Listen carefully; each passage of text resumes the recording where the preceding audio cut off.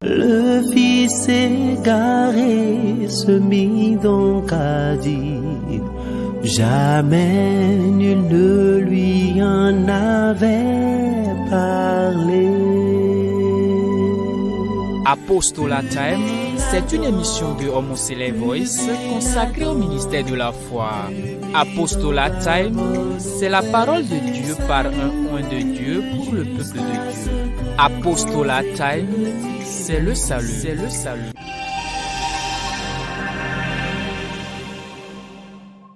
Bien-aimés en Christ, amis téléspectateurs de Homocélé Voice, nous voici encore aujourd'hui devant vous pour décider le thème de la semaine intitulé « Pardonnes-tu à ton prochain ses offenses ?» Pardonnes-tu à ton prochain ses offenses? Nous allons prier et demander la plénitude du Saint-Esprit parmi nous. Jéhovah, Jésus-Christ, Saint-Michel, Dieu tellement bon, pardonne Seigneur. Assise-nous en ce moment, dispose les cœurs à pouvoir écouter ta parole. Au nom puissant de Christ. Amen, amen, amen. Au nom de notre Seigneur Jésus-Christ. Bien-aimés en Christ, amis téléspectateurs de Homocélé Voice, nous voici encore aujourd'hui devant vous pour déceler le thème de la semaine intitulé « Pardonnes-tu à ton prochain ses offenses ?» Pardonnes-tu à ton prochain ses offenses? Bien-aimés en Christ, il nous faut connaître quelques termes que compose le terme. Il s'agit de pardonner. Pardonner, c'est quoi? Pardonner, simplement, il s'agit de tenir une faute ou un péché, une faute ou un péché, une offense pour nul. Ne pas tenir compte d'un péché, vous voyez, ne pas se venger, bien-aimé en Christ. Alors, c'est simplement dire oublier. Pardonner, c'est oublier une faute. Pardonner une faute, c'est oublier. Donc, pardonner, c'est oublier totalement. Il faut oublier. Il ne faut pas tenir compte du péché. Bien-aimé en Christ, il ne faut pas s'engager. Il ne faut pas s'engager à se venger. Bien-aimé en Christ. Alors, le prochain dont on parle, c'est un être semblable à toi. Un être semblable à toi, celui qui est un être semblable à nous. Ça peut être ton voisin, ça peut être un ami à toi, ça peut être tes parents, ça peut être même l'ennemi, un ennemi, celui que tu désires comme un ennemi, c'est ton prochain. Alors, le terme dit de pardonner. Pardonnes-tu à ton prochain ses offenses? L'offense, c'est quoi? L'offense, il s'agit ici d'un outrage. Il s'agit d'un affront. Il s'agit d'une insulte. Il s'agit d'une injure. Autrement dit, l'offense, c'est un péché. Bien-aimé en Christ, lorsqu'on blesse quelqu'un dans son honneur, dans sa dignité, on dit on a offensé la personne. Alors, le thème dit simplement, pardonnes-tu à ton prochain ses offenses? Alors, le thème nous invite. Il nous pose cette question, mais il nous invite à pardonner, bien sûr, parce qu'il faut pardonner. Il faut pardonner parce que Dieu Tout-Puissant, Créateur du ciel et de la terre, nous a pardonné. Nous étions sous le goût du Satan. Nous étions sur le joug des péchés, d'accord, des offenses d'Adam et d'Ève. Mais Dieu a envoyé son Fils unique pour nous pardonner. Qu'est-ce que la Bible déclare dans Hébreux 10, verset 17? Hébreux chapitre 10, verset 17. Et je ne me souviendrai plus. Dieu dit, je ne me souviendrai plus de leurs péchés, ni de leurs iniquités. Or, là où il y a pardon des péchés, il n'y a plus d'offrande pour le péché. Alors, pour que l'on puisse plus parler d'offrande pour le péché, Dieu a envoyé son Fils unique, afin que quiconque croit en lui ne périsse point, mais qui ait la vie éternelle. Jean 3, verset 16. Alors là, lorsque Jean-Baptiste a vu Jésus-Christ venir, un homme est en train de venir, mais il a comparé à un agneau.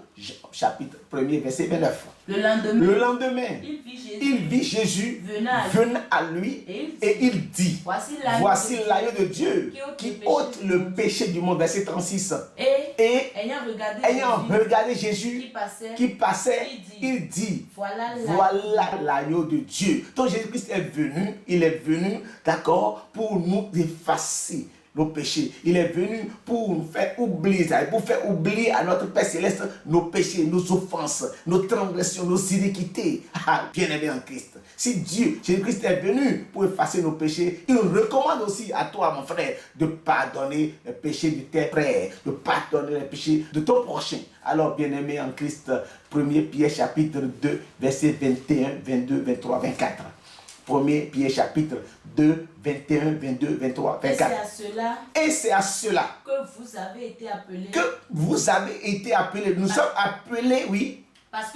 Parce que Christ aussi a souffert pour nous. Christ a souffert pour nous. Il a été insulté. Il a été offensé pour toi, mon frère. Toi qui m'écoutes en ce moment. Je dis, Jésus-Christ a été offensé pour toi. Il a été injurié, insulté. Il a été affronté. Alléluia. Allez. Nous laissons un exemple. Nous laissons un exemple. Afin que nous suivions cette trace. Nous devons suivre les traces de Jésus-Christ. Nous devons suivre les traces de Christ.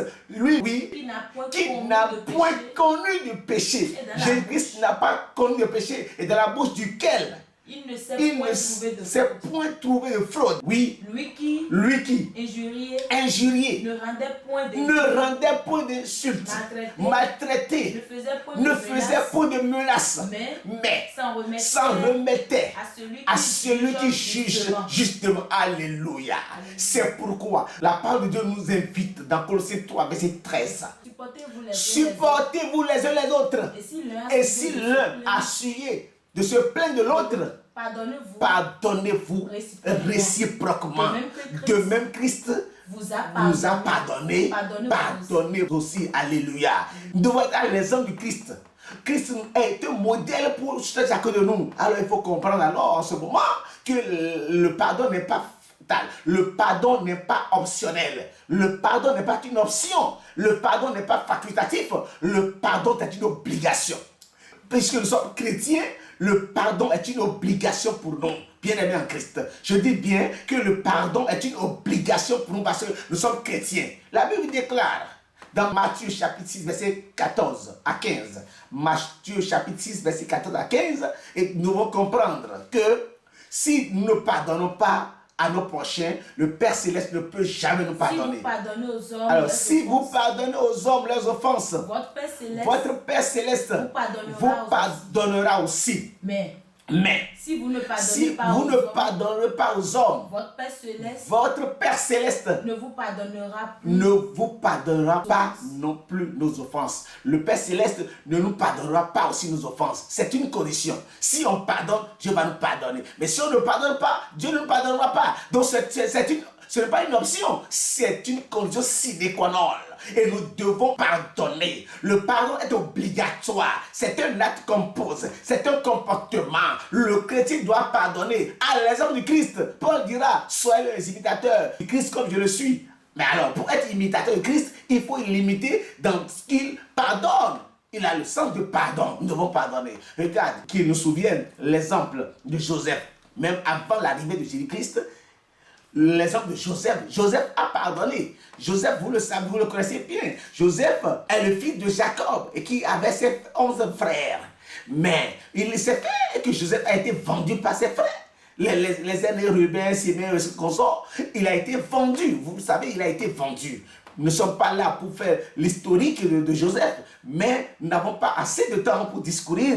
Mais nous devons comprendre que lorsque Joseph a été malmené, puisqu'il a rêvé, il a été malmené, il a été insulté, il a été séquestré, il a été outragé, etc., il a été offensé.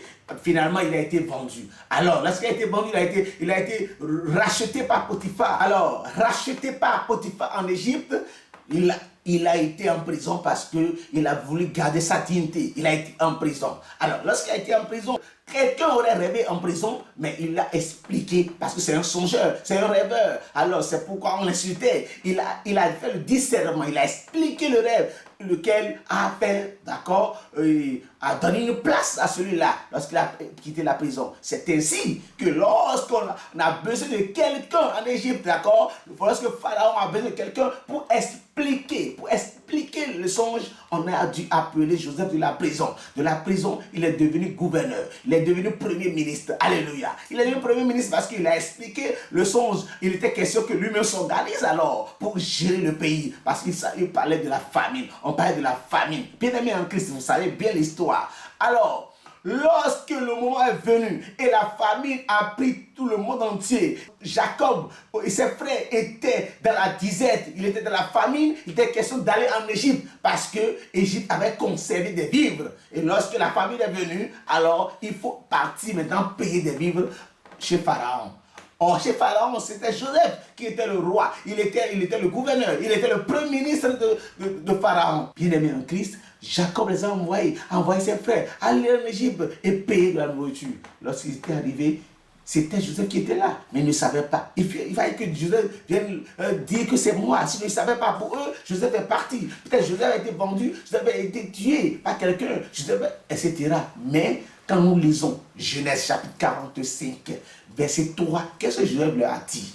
Joseph s'est fait dévoiler. Il leur a dit, oui.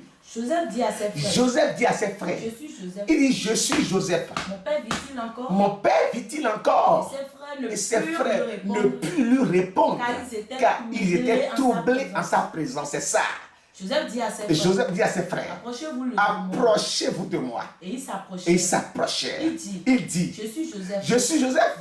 Votre frère. Que vous avez vendu pour être mené en Égypte. Maintenant. Ne vous affligez pas. Et ne soyez pas fâchés de m'avoir vendu pour être conduit ici. Car c'est pour vous sauver la vie que Dieu m'a envoyé. Alléluia. C'est de ça qu'il s'agit. Joseph a reconnu que le fait de l'avoir vendu, c'est une bénédiction pour lui. Et c'est ça qui a sauvé la vie de ses frères. Il ne s'est pas vengé. Sinon, si c'était moi, si c'était toi qui m'écoutes en ce moment, à peine avoir vu tes frères, tu vas dire, mettez-les en prison. Parce que c'est eux qui m'ont vendu. Non! Nous devons pardonner. Quelque chose, nous devons pardonner. Ceux-là ont vendu Joseph, mais Joseph les a pardonnés. Il faut comprendre que les voies de Dieu sont insondables. Joseph les a pardonnés. C'est pourquoi pardonne ton prochain, même si c'est ton ennemi, pardonne-le. Pardonne-le. Oui, bien sûr, bien aimé en Christ. Qu'est-ce que la Bible déclare dans Ésaïe 55, verset 8. Ésaïe chapitre 55, verset 8. Car mes pensées ne sont pas vos pensées. Et vos voix ne sont pas mes voix, dit l'Éternel. Pourquoi je dis ça? Puisque les autres l'ont vendu. C'est parce qu'il a été vendu. Joseph a été vendu. Il a été nommé. Si j'étais toi en Israël, je ne pense pas qu'il soit le gouverneur, qu'il soit le premier ministre de Pharaon.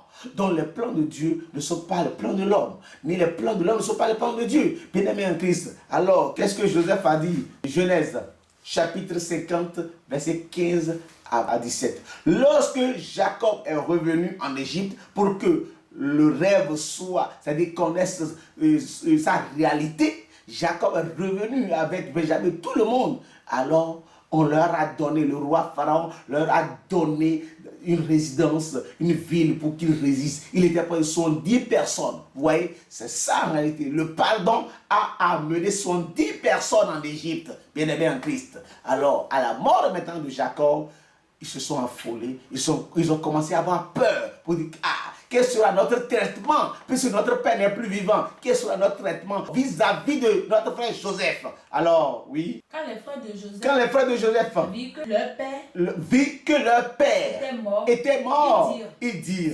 si Joseph nous prenait en haine et nous rendait tout le mal que nous lui avons fait, et il fit dire à Joseph, ton père a donné cet ordre avant de mourir. Vous parlerez ainsi à Joseph. Pardonne quoi?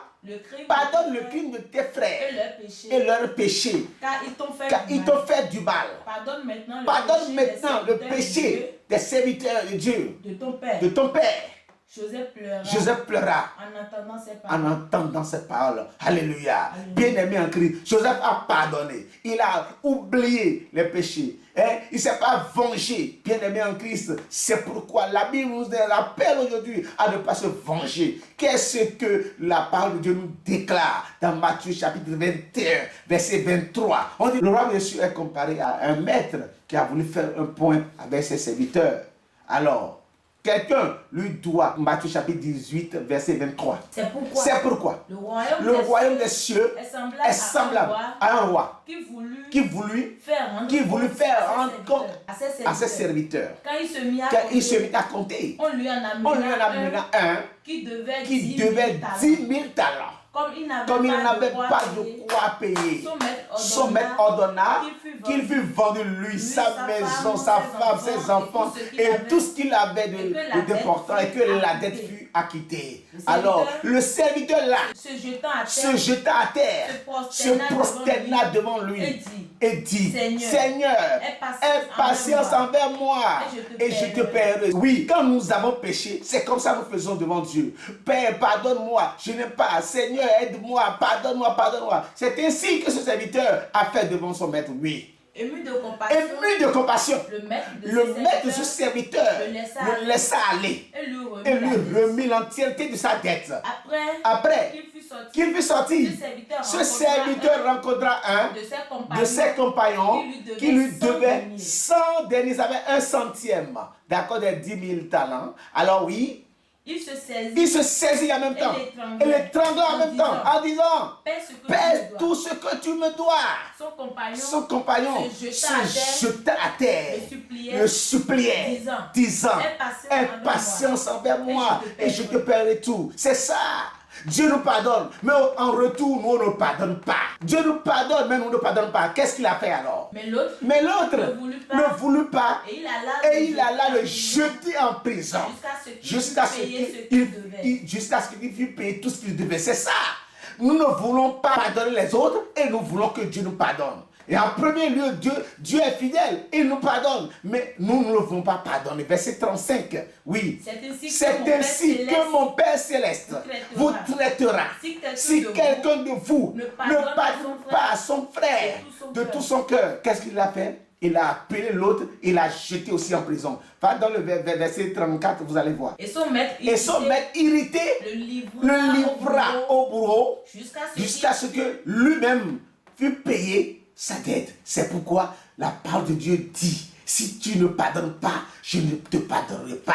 Si Dieu veut te pardonner, tu crois que Dieu t'a déjà pardonné et tu ne pardonnes pas ton prochain, Dieu reprend. Il se saisit de cette tête d'offense et te met en prison. C'est-à-dire qu'il t'afflige tes offenses. Bien-aimés en Christ, il faut pardonner. Le pardon n'est pas optionnel. Le pardon est une obligation. Pardonne autant que tu peux. Pardonne tous les jours. Pardonne à tes frères. Pardonne même à ton ennemi. C'est de ça qu'il s'agit. Nous devons pardonner. La Bible nous interpelle à pardonner. Pourquoi Pierre a demandé à Jésus-Christ combien de fois il faut pardonner. Matthieu chapitre 18, Matthieu 18, verset 21. Alors Pierre s'approcha de lui et dit, Seigneur, combien de fois pardonnerai-je à mon frère lorsqu'il péchera contre moi? Il n'y a pas un nombre limité pour pardonner. Écoutez. Sera jusqu'à 7 fois.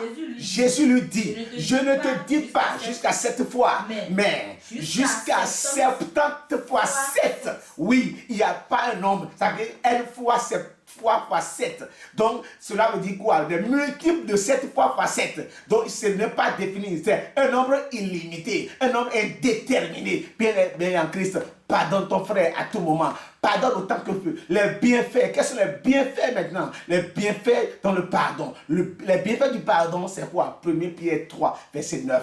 Il faut pardonner autant que tu peux. Bien aimé en Christ. Pardonne-toi, tu m'écoutes. Dieu veut que tu pardonnes ton prochain pour que tu sois pardonné. Alors, quels sont les bienfaits du pardon? Le premier bienfait, c'est quoi?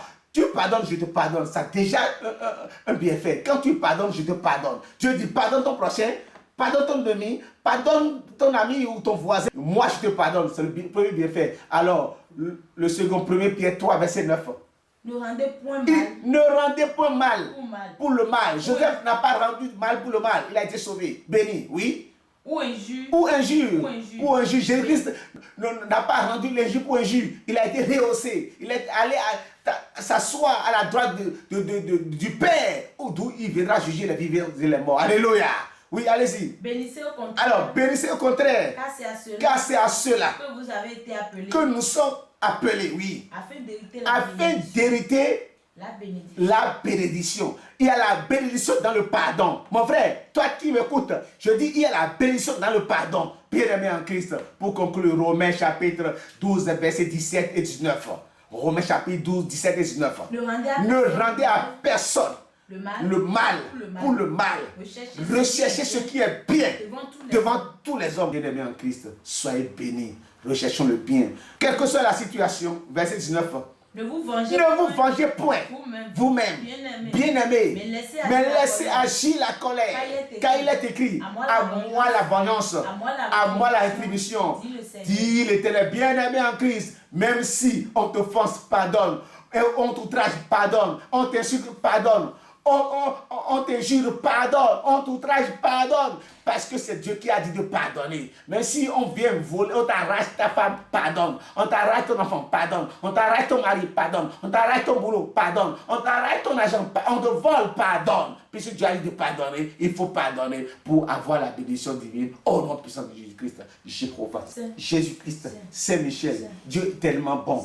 Pardonne nos offenses. Apprends-moi à pardonner. Pour que nous ayons la bénédiction au nom puissant de Christ. Amen, amen, amen. Au nom de notre Seigneur Jésus-Christ. Alléluia.